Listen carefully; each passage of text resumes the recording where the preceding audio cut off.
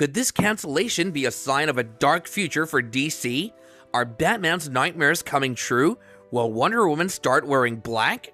Well, folks, grab your capes and hold on to your kryptonite because we've got some news that's more shocking than a Lex Luthor plot twist. Why was the popular Superman TV show Superman and Lois cancelled despite strong ratings and a devoted fan base? Superman and Lois was cancelled due to a disappointing reason. The new DC Studios leadership didn't want a competing live-action Superman on TV while they launched their new cinematic universe. This decision reveals that DC's frustrating trend of restricting characters for TV shows due to movie plans is still in effect, much to the dismay of fans. How has DC restricted characters like Superman, Batman, Wonder Woman, and others from appearing in their TV shows before? For years, DC has had a negative trend of not allowing their TV shows to use certain iconic characters if they had films planned for them. This restrictive policy has heavily impacted creative storytelling in their shows. The Arrowverse wasn't permitted to use Batman or Wonder Woman at all due to future movie plans, so these major heroes were completely absent from the entire shared universe. Superman was also off limits for a long time before finally making restricted guest appearances. Popular villains like Deathstroke and Harley Quinn had intended storylines scrapped or minimized across multiple Arrowverse shows because of movie plans. On Arrow, the iconic adversary Deathstroke, played by Manu Benan, had to be written off the show due to the DCEU having future plans for the character. Amanda Waller and the Suicide Squad were abruptly killed off as well. And Arrowverse Harley Quinn was nixed due to Suicide Squad featuring the character. Showrunners also had to creatively work around these limitations even when not fully cutting characters. For example, Arrow's Adrian Chase wouldn't be called Vigilante due to movie plans, so they renamed him Prometheus instead. The Thinker on The Flash was changed from a man to a woman to avoid resemblance to a future movie villain. These types of restrictive workarounds become common. The Flash almost didn't get to have King Shark as a villain due to potential movie plans. Thankfully, he appeared briefly, but this shows how excessive the movie-TV divide limitations became.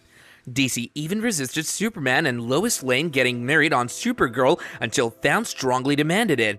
Overall, the Arrowverse suffered numerous storytelling and character limitations that disappointed fans over the years due to DC's movie and TV restrictions on using characters and storylines. Even popular shows had to cut or change significant content to work around arbitrary corporate mandates. How has DC applied movie/TV restrictions more recently to Superman and Lois, leading to its cancellation? Superman and Lois showcased Superman in a starring role on network TV to both critical and fan acclaim, even outside the Arrowverse continuity. But this was abruptly cut shortly after only 2 seasons. Despite Superman and Lois having impressive high ratings for the CW, it was confirmed the cancellation reason was purely due to DC Studios not wanting ongoing competition or comparison between Tyler Hoechlin's Superman and the new movies with a different actor planned. After years of Henry Cavill's Superman being sidelined in the DCU, DC Studios has new Superman films in active development with James Gunn writing. So they decided to cancel the popular TV version enacted by Tyler Hoechlin rather than allow 2 versions to exist simultaneously. This continuation of DC's movie-TV restrictions shows priority is being placed on the total movie-TV separation and preventing even indirect competition versus creative storytelling freedom and fulfilling fans.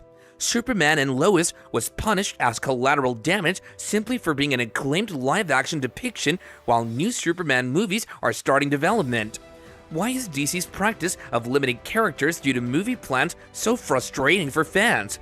DC restricting characters and shows due to film plans is frustrating for fans because it leads to abrupt creative changes and cancellations that are completely unnecessary in the era of the multiverse.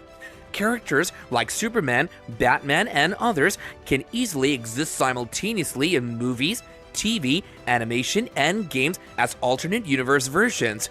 This allows full creative freedom across mediums while actually expanding interest and access for fans eager to enjoy these characters in different settings. Marvel has embraced this approach successfully, with Samuel L. Jackson's Nick Fury or Charlie Cox's Daredevil appearing across formats without cancellations or restrictions due to the MCU. Even different live-action Superman can team up now in crossover films rather than being bottled up. Meanwhile, DC limits itself due to outdated views on competition between mediums that completely miss how fans actually want more coexisting versions of their favorite characters. There's no evidence portrayals like Tyler Hoechlin's acclaimed Superman were hurting anticipation for new movies at all. Only corporate policies rooted in restrictions rather than fan fulfillment. This frustratingly leads to beloved shows like Superman and Lois being abruptly cancelled right when hitting their creative stride. Fans are left disappointed instead of getting to enjoy complementary portrayals in both formats, expanding the mythology. The multiverse should be embraced to allow creators freedom to tell the best stories with these icons across all mediums simultaneously. Restricting content and cancellations due to arbitrary corporate mandates satisfies no one in the end. How could DC Studios move forward while avoiding this frustrating trend from repeating itself? DC Studios has an opportunity to pivot towards a new approach focused on creative freedom and multiplicity across mediums rather than siloed restrictions. Some ways they can avoid repeating this mistake: allow established TV versions of characters like Superman to continue unchanged, keeping quality shows and actor portrayals fans appreciate. Different movie versions can succeed on their own merits. Focus on making great standalone stories in each format that don't require unnecessary cancellations and limitations. Avoid outdated views on competition between movies and TV. Let creators fully utilize a broad multiverse sandbox for shows like the planned Justice League Dark without worrying about movie overlaps. Be transparent with fans when changes are mandated by corporate mandates versus natural creative choices to reduce backlash. What are some examples where DC allowed dual movie and TV versions to coexist successfully? There are a few instances where DC managed to allow different versions of characters to creatively coexist across movies and TV without the need for cancellations or restrictions. When Brandon Routh starred in Superman Returns, it was while Tom Welling was simultaneously starring as Clark Kent in Smallville. Both were allowed to portray Superman concurrently without issues. Currently, Robert Pattinson can be Batman in movie theaters, while a new actor plays an alternate Batman in the TV show The Brave and the Bold. For years, Grant Gustin has portrayed the Flash on CW's TV series, while Ezra Miller plays the cinematic Flash in Justice League movies.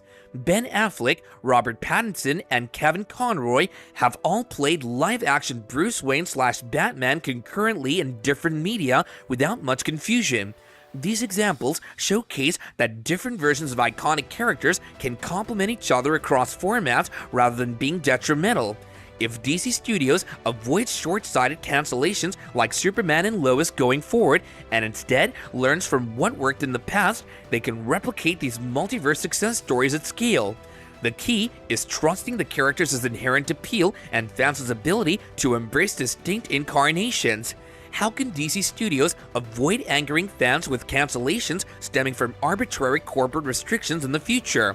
To avoid angering fans with cancellations like Superman and Lois in the future, DC Studios should be more transparent when creative changes are due to corporate mandates versus natural endings. Don't try to hide or mislead fans about cancellations rooted in corporate restrictions. Give advanced warning when possible to allow shows a final season to wrap up properly versus abrupt last-minute cancellations. Explain the reasoning in plain language to fans when changes are required instead of seeming arbitrary, helping them understand the change.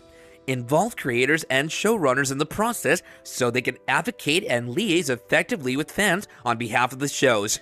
Focus on maximizing quality and coherent storytelling that organically delights fans versus constrained creativity driven by avoiding corporate competition. Highlight examples where simultaneous character versions succeeded to reassure fans that cancellations aren't creatively necessary. Well, folks, it's been a roller coaster ride through the walls of DC drama, but we've reached the end of this wild journey. If you've enjoyed diving into the chaos with us, don't forget to smash that like button faster than the Flash on a caffeine binge. And hey, if you want to stay up to date on all things superhero, villain, and everything else in between, make sure to subscribe to our channel and ring that notification bell.